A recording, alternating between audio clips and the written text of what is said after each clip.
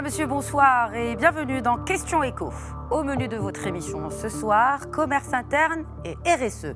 D'abord, commerce avec l'adoption hier en Conseil du gouvernement du projet de loi modifiant l'article 314 de la loi 1595 relative au Code du commerce. En cause, la hausse alarmante des incidents de paiement depuis le début de cette pandémie coronavirus au Maroc. Une avancée, mais qui renvoie en revanche à cette réforme tant critiquée du livre 5 du Code du commerce en vigueur, rappelons-le, depuis 2018. Mais plus globalement, quelle est la situation du commerce interne entre restrictions sanitaires et baisse de la demande? Quelle impulsion donner à ce secteur qui draine 8% du PIB national et emploie un peu plus d'1 million de personnes au Maroc? Réponse de Mohamed Elfan, qui représente la Fédération marocaine des franchises. En seconde partie, il sera question de RSE ou responsabilité sociétale et environnementale des entreprises, un enjeu majeur pour de plus en plus d'entreprises. Mais la Covid-19 n'a-t-elle pas finalement freiné l'engouement du secteur privé marocain pour cette RSE? Que vaut réellement le label RSE et quel retour sur investissement pour l'entreprise? Nous poserons ces questions à Omar Ben Aïcha, vice-président de l'ORSEM, l'Observatoire de la RSE au Maroc. Bienvenue à toutes et à tous.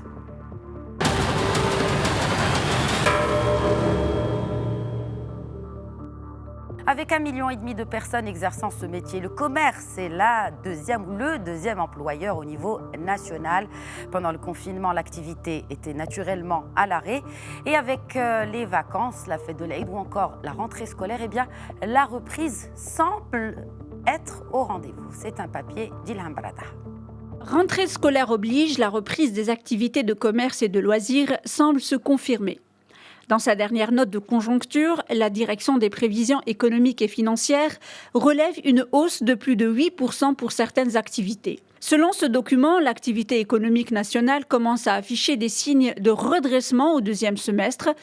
Bien qu'ils pâtissent de la contre-performance de la demande mondiale, les activités secondaires reprennent des couleurs. Mais avec la pandémie, c'est également l'épidémie des mauvais payeurs et les incidents de paiement qui menacent les entreprises. Pour rappel, en 2019, Banque El Maghreb a recensé 470 515 incidents de paiement sur chèque, soit une hausse de 2,2% par rapport à 2018. C'est l'équivalent de près de 14 milliards de dirhams.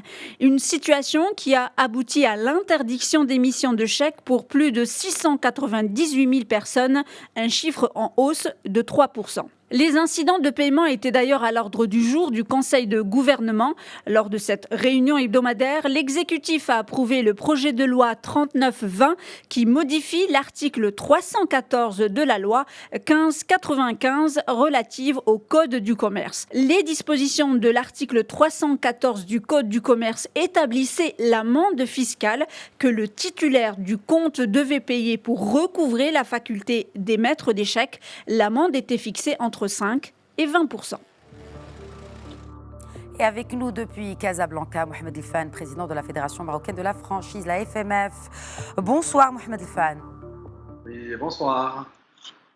Comment pouvez-vous nous décrire la situation actuelle du secteur du commerce par segment d'activité? Nous venons de l'entendre dans ce papier, il y a une reprise, mais comment décririez-vous cette reprise? Alors tout d'abord, je vous remercie pour cette émission et pour le fait de nous donner la parole afin de nous exprimer. Alors par rapport en fait à la reprise, ce qu'il faut retenir, c'est que le secteur du commerce, depuis la crise du Covid, a connu une terrible situation comme tous les autres secteurs. Alors nous en tant qu'acteurs, on s'attendait après le déconfinement à retrouver des couleurs positives de l'activité, ce qui a été le cas par rapport à Casablanca. Donc, il y a eu une légère reprise, mais malheureusement sur l'ensemble du Roi et sur l'ensemble des autres villes, l'activité est restée plus ou moins très très faible. Donc nous avons en fait très très faible, avec un ratio de moins de 60 à 70% de recul par rapport à l'année dernière. Quels sont les segments les plus touchés justement? Alors les segments les plus touchés, en fait, on va dire le commerce en général, particulièrement donc le prêt-à-porter, la restauration et café, les traiteurs, les traiteurs et bien sûr, voilà, donc les traiteurs. D'accord. Est-ce que vous pensez que les mécanismes de soutien ou encore de relance ont impacté réellement les entreprises opérant dans le commerce? En fait, les pouvoirs publics ont bien sûr fait pas mal d'actions afin de soutenir l'ensemble des PME et TPME, bien sûr, et de penser en premier lieu à la santé du citoyen. Malheureusement les mécanismes qui ont été mis en place, ils ont pu, on va dire, ils ont pu nous donner un peu d'oxygène, mais ça reste très faible par rapport à à la situation générée par cette crise du Covid. Pour nous, d'ailleurs, c'est dommage. On trouve qu'il n'y a pas eu de réflexion et le comité de veille n'a pas pris en considération le poids du secteur du commerce et de mettre en place des solutions palpables et qui vont lui permettre de pérenniser. Et aujourd'hui, on ne parle même pas de pérenniser, on parle de survie, donc de la survie du commerce en général. Mohamed Fall, vous évoquez des solutions palpables et que ce comité de veille économique, ce CVE, n'aurait pas, selon vos dires, vraiment pesé l'importance de ce secteur qui, rappelons-le, a drainé, à titre d'exemple, 84 milliards de dirhams en 2017. Quelles sont ces solutions palpables que vous préconisez pour non seulement booster l'activité, mais aussi et surtout, comme vous le disiez si bien, la maintenir en vie? Très bien.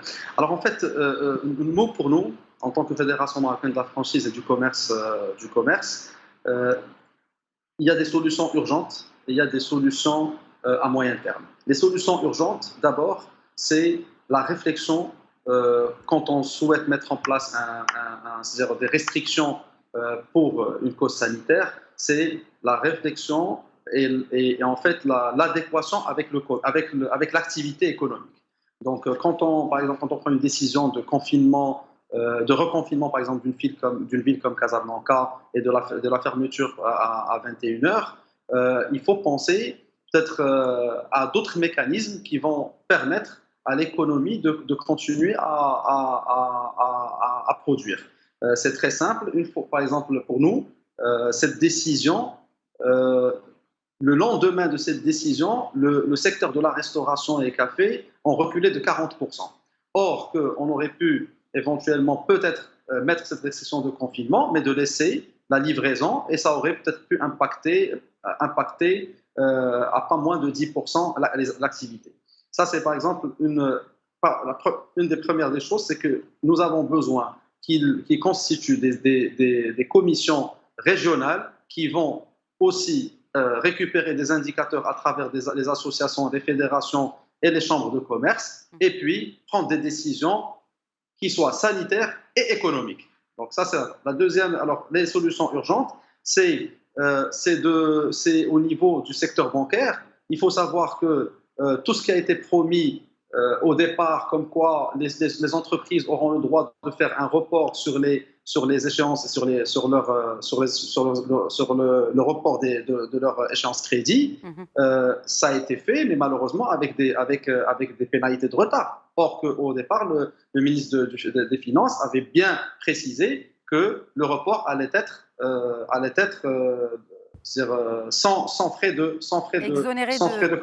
Exonéré de frais. Chose qui n'a pas été le cas et les banques ont facturé très très cher le report. Alors aujourd'hui, il faut tenir compte que le report a été fait pour les trois premiers mois. Aujourd'hui, nous, ce qu'on demande, c'est qu'aujourd'hui, la crise est toujours là et on n'est pas prêt de sortir de crise, peut-être pas avant l'année de mars ou avril 2021. Je pense qu'il faudrait revoir, déjà revoir les échéances et le report des crédits, revoir aussi les programmes qui ont été mis en place. Donc, programme relance bancaire. Oui. Alors, voilà. d'accord. C'est d'actualité. Il s'agit de ce projet de loi modifiant l'article 314 de la loi 1595 du Code du commerce qui a été adopté hier en Conseil de gouvernement. Bien, la cause de cette réforme, c'est la hausse des incidents de paiement qui menacent la crédibilité du chèque comme moyen de paiement, dans les transactions commerciales bien sûr, mais pas seulement. Mais il menace aussi tout un écosystème commercial. Que pensez-vous que ce nouveau projet de loi change pour vous, commerçants ? Alors, en fait, tout d'abord, pour nous, le projet de loi, on n'a pas encore eu le temps de bien le lire en détail, mais je l'ai un petit peu, en fait, on l'a lu en diagonale. Maintenant, la réflexion, elle est claire. C'est qu'aujourd'hui, c'est logique. Une fois qu'il y a eu la crise a pris de court la plupart des entreprises et des entrepreneurs et des commerçants. Donc, c'est sûr que de facto, il y aura des problématiques d'incapacité de payer et d'honorer ses engagements. Donc, ce qui va en déduire des chèques, des effets impayés. Maintenant, je pense que ce projet de loi rectificatif, modificatif par rapport à la loi 314, l'objectif, je pense, étant d'assouplir les conditions de pénalité, parce qu'aujourd'hui, si on a 2, 3, 4 chèques impayés, on passe directement à 20% d'indemnité, de pénalité, avec l'interdiction d'obtenir le chèque. Et à ce moment-là, je pense que ça va freiner drastiquement les échanges et le commerce. Maintenant, effectivement, le risque aussi qu'il y a, c'est que si on assouplit beaucoup, les personnes de mauvaise foi ou ce qu'on appelle les mauvais payeurs, ils vont profiter de cette occasion pour ne pas payer ou pour ne pas honorer leurs engagements. Donc, à mon sens, c'est un projet de loi qu'il faudrait tenir avec beaucoup de sensibilité et trouver la solution la plus adéquate qui va permettre aux deux parties de trouver une bouche de sortie. Voilà. Très bien. Dernière question et brièvement, donc oui. Qu'en est-il du secteur de la franchise, sachant qu'on parle aujourd'hui ce que vous évoquiez tout à l'heure, d'une baisse quasi générale de l'activité. Qu'en est-il de la franchise? Est-ce que ça a repris? Et est-ce qu'on parle ici de franchises plutôt celles qui ont repris leurs activités de franchise marocaines ou étrangères? Alors, je vais répondre et aussi je vais rajouter à la fin une petite recommandation. Alors, par rapport aux franchises, donc c'est les franchises nationales et internationales.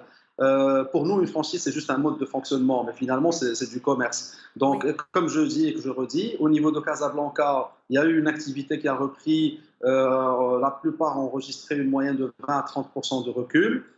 Par contre, sur l'ensemble des autres villes, la moyenne de recul est de 50 à 60%. Ce qu'il ne faut pas oublier, c'est que le mode de franchise, le mode de franchise et c'est le nombre d'ouvertures et c'est le réseau. Donc, c'est le commerce en réseau.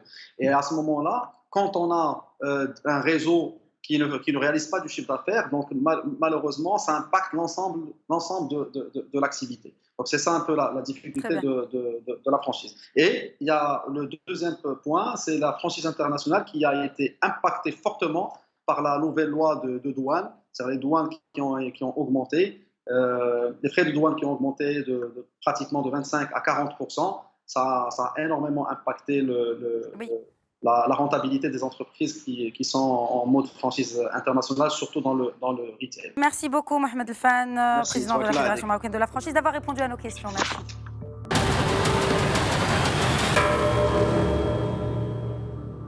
La crise sanitaire actuelle a montré l'importance de la culture d'entreprise dans son agilité et la protection de ses collaborateurs. Et la pandémie vient donner à la RSE, la responsabilité sociétale et environnementale des entreprises, une dimension incontournable et même urgente. C'est un papier d'Ilham Barada. La RSE traduisait responsabilité sociétale des entreprises. Il s'agit de la prise en compte par les entreprises des préoccupations sociales, environnementales et économiques dans leurs activités de gestion. Cette responsabilité fait partie de la gouvernance d'entreprise. Elle touche normalement à chaque aspect de la société, notamment l'exploitation, les ressources humaines, la fabrication, la chaîne d'approvisionnement, la santé et la sécurité. Quelques mois avant la crise, la responsabilité sociétale des entreprises ou sa raison d'être avait bonne presse dans les communications des entreprises jusqu'aux plus grands banquiers et grandes fédérations d'entreprises qui assuraient y voir une source de performance. La question de l'utilité sociale de l'entreprise fait aussi figure de preuve d'engagement. En cette période de crise, certaines au Maroc comme dans le monde ont produit du gel hydroalcoolique, des masques en masse ou encore ont fourni des équipements pour aider les malades et le corps médical. Des pratiques exemplaires, la différence se fera sur la capacité des entreprises à repenser le business model de cette ligne d'utilité une fois le pic de la crise passé. La crise de la Covid-19 a mis à l'épreuve la responsabilité sociale des entreprises, l'occasion pour celles déjà investies dans une démarche de fond de confirmer leurs engagements. Pour les plus sceptiques, le monde d'avant reste visiblement la référence. Avec nous depuis Casablanca, Omar Ben Aïcha, premier vice-président de l'Observatoire de la RSE au Maroc, l'ORSEM. Bonsoir Omar Ben Aïcha. Bonsoir Khadija. Si vous deviez nous définir la RSE Made in Maroc, ce serait quoi? La RSE Made in Maroc, c'est une RSE d'abord sociale qui s'occupe d'abord du collaborateur, des conditions de travail en entreprise. Et c'est aussi une RSE qui est orientée vers des valeurs de solidarité, vers de la contribution, on va dire, sociétale des entreprises.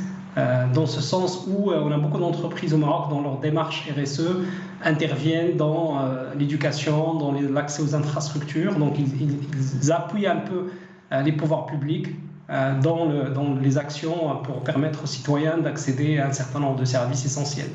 Très bien. Alors, Omar Ben Aïcha, vous avez parlé de l'aide de la RSE dans des projets des pouvoirs publics, notamment sociaux. Et cette question me vient à l'esprit par rapport au rôle de l'État pour encourager les entreprises à adopter des stratégies de RSE efficientes et effectives.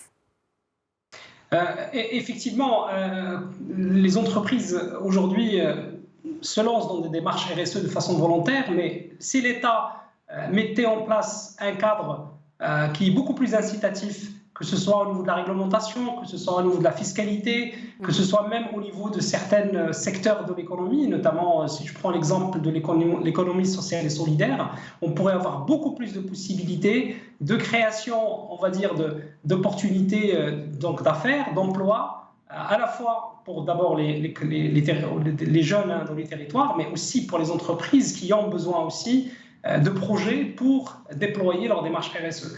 Donc aujourd'hui au Maroc, l'État pourrait encore faire mieux et il pourrait encore encourager les entreprises à s'engager dans les 4 dimensions de la RSE. Qui sont d'abord, comme je disais, la dimension d'abord environnementale. Aujourd'hui, si l'État, par exemple, met en place le cadre adéquat pour les énergies renouvelables et notamment la partie accès à la basse tension, ça va développer l'investissement dans l'énergie verte à petite échelle et au niveau donc des entreprises, des sites industriels. Si l'État, par exemple, met en place une fiscalité incitative sur tout ce qui est gestion de déchets, sur tout ce qui est réduction de pollution, les entreprises vont investir également. Si l'État met en place aussi le cadre pour l'économie sociale et solidaire et aujourd'hui permettre de créer des entreprises sociales, comme on les appelle un peu en Europe, ça permettra aussi à beaucoup de jeunes de pouvoir travailler dans les métiers, dans les secteurs de l'environnement et dans les secteurs du social et être au service des entreprises qu'elles vont les contracter et vont faire appel à eux dans le cadre de leur démarche de responsabilité sociale. Il y a énormément de possibilités. Si la réglementation est adaptée, si la fiscalité est adaptée au métier du développement durable et au sujet de la responsabilité sociale. Puisque vous parlez de réglementation, y a-t-il une loi qui régit la RSE au Maroc?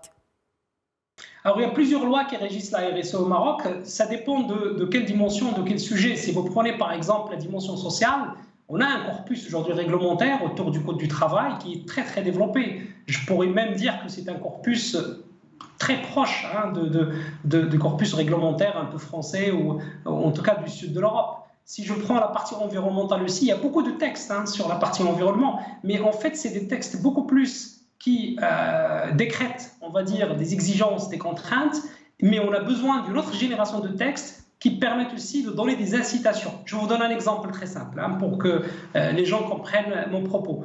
Aujourd'hui, une entreprise qui s'engage, qui réduit la pollution générée par ses activités, et une entreprise qui ne fait rien du tout, qui continue à polluer, ils sont traités de la même façon en termes de fiscalité. Il n'y a pas de crédit impôt pour la partie environnementale, il n'y a pas de crédit impôt lorsqu'on réduit les émissions carbone, alors qu'en Europe aujourd'hui, beaucoup d'entreprises qui réduisent leur consommation énergétique, beaucoup d'entreprises qui font des efforts en matière d'environnement, ils ont des incitations. Donc la partie réglementaire, il est très développé, mais on a besoin plutôt de textes aujourd'hui qui permettent aussi aux entreprises d'aller de l'avant et d'investir dans les questions de RSE. Avant de parler, justement, puisque vous parlez d'investissement, et avant de parler d'investissement en ces temps difficiles de pandémie, que représente le budget moyen dédié à la RSE pour une entreprise marocaine ? Écoutez, d'abord la RSE, ce n'est pas une démarche. Voilà, donc d'abord la RSE, c'est une démarche vraiment sur plusieurs années. Donc il est très difficile de parler de budget parce qu'on n'est pas sur un projet, on n'est pas sur une démarche, un tout qu'on va déployer. Mais aujourd'hui, il y a beaucoup d'entreprises qui dépensent des budgets assez conséquents sur le développement des compétences, sur l'amélioration des conditions de travail. Il y a des entreprises qui dépensent des budgets assez importants dans l'accompagnement de leurs fournisseurs. Et là, je parle vraiment d'entreprises de grande taille et de grands groupes nationaux. Il y a des entreprises qui dépensent pas mal de budget aussi sur la partie, j'allais dire, service. Oui, mais quand vous dites, admettons que c'est sur 3 ans, combien de budget et pour quel ROI, pour quel retour sur investissement ? Écoutez, on peut. Alors, d'abord sur un plan de principe, en matière de responsabilité sociale, avant de parler de retour sur investissement, il y a d'abord une question d'éthique. C'est-à-dire qu'aujourd'hui, une entreprise ne peut pas être rentable et ne peut pas faire un retour sur investissement conséquent pour ses actionnaires sans se préoccuper de questions de RSE autour d'elle, sans se préoccuper du vécu de ses salariés, de ce qui se passe au niveau de ses fournisseurs, etc., etc. Donc d'abord, il y a une question éthique, c'est-à-dire on ne s'engage pas dans la RSE nécessairement parce qu'on veut gagner de l'argent. Deuxièmement, il y a un deuxième niveau qui est un niveau lié plutôt à la contrainte, c'est-à-dire qu'il y a des réglementations qu'il faut respecter. Il y a des émissions, par exemple environnementales, qu'il ne faut pas dépasser. Il y a aussi aujourd'hui un niveau de conformité qu'il faudrait assurer en termes de conformité sociale, conformité environnementale. Donc ça, l'entreprise, il le fait, il le paye parce que c'est ce qui lui permet d'avoir la licence à opérer. S'il ne le fait pas, il ne sera pas autorisé à exercer. Alors, le troisième niveau d'investissement de l'entreprise, et c'est là où il y a le retour sur investissement, c'est lorsque l'entreprise va aller investir sur des questions qui, elles, présentent des opportunités pour elle. Je vous donne un exemple. L'entreprise investit dans l'efficacité énergétique, les énergies renouvelables. C'est clair qu'il va réduire sa facture électrique. Sachant qu'au Maroc, là, par exemple, l'électricité industrielle, elle coûte très cher.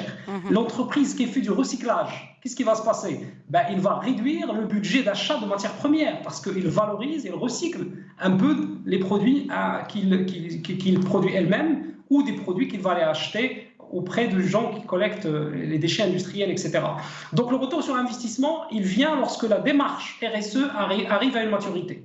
Alors pour faire simple, si d'abord l'entreprise n'a pas de valeur, n'a pas de base éthique sur lesquelles elle lance sa démarche, et si deuxièmement l'entreprise n'assure pas la conformité à la loi, la conformité aux engagements pris vis-à-vis de sa partie prenante, on ne parle même pas de retour sur investissement en matière de RSE. Surtout, par exemple, quand vous dites des bases éthiques, ce sont là des entreprises qui peuvent utiliser la RSE comme un outil de communication pour marketer l'image de l'entreprise. Oui, par exemple, ce qu'on appelle communément aujourd'hui le greenwashing, c'est-à-dire l'entreprise qui va faire des actions visibles sur lesquelles il va communiquer, il va essayer en fait beaucoup plus profiter de l'impact sur l'image. Et ça, malheureusement, ce n'est pas aujourd'hui, ce n'est pas le fond et ce n'est pas la RSE au vrai sens du terme. Alors justement, et pour terminer, Omar Ben Aïcha, on parle de gouvernance, on parle de RSE pour une meilleure gouvernance même peut-être. Comment, selon vous, sur la base des tendances aujourd'hui en matière de responsabilité sociétale et environnementale des entreprises? Alors, je vais vous dire une chose, la RSE, d'abord, ce n'est pas une mode, ce n'est pas quelque chose qu'on fait uniquement parce que c'est un sujet du moment. La RSE, je tiens à le rappeler, si aujourd'hui la réponse de l'entreprise et sa contribution à traiter des questions de développement durable. On sait tous qu'aujourd'hui que notre modèle de développement au niveau planétaire est un modèle qui n'est pas durable. Et donc, il faut des solutions, il faut des alternatives. Alors, chaque acteur dans la société doit apporter sa contribution et sa réponse à cette question. La réponse de l'entreprise, c'est la RSE. Qu'est-ce que ça veut dire? Ça veut dire que l'entreprise doit être responsable de l'impact de ses activités. Il y a deux types d'impacts. Il y a les impacts qui sont négatifs. L'entreprise doit les réduire, doit les diminuer. Il y a des impacts qui sont positifs, comme la création d'emplois, comme le développement des compétences, comme l'assistance aux jeunes pour faire de l'entrepreneuriat, créer leur propre emploi. L'entreprise doit maximiser cet impact. Imaginez juste au Maroc, si on prend les 10 000 ou les 15 000 grandes entreprises au Maroc, et que chaque entreprise prend un des sujets de la RSE et essaie d'apporter une contribution au niveau de son territoire d'implantation. Vous allez voir, les effets, ils sont énormes. Et les effets de cette contribution des entreprises vont venir s'ajouter à ce que fait déjà l'État, à ce que font les collectivités pour pouvoir trouver des solutions. Parce et la société civile aussi, ne l'oublions pas. Merci beaucoup, Omar Ben Aïcha. Malheureusement, le temps de l'émission est terminé. Merci d'avoir répondu à nos questions. Merci beaucoup. Voilà, c'est la fin de Questions Écho. Je vous souhaite à toutes et à tous une excellente suite des programmes sur notre antenne et un très bon week-end.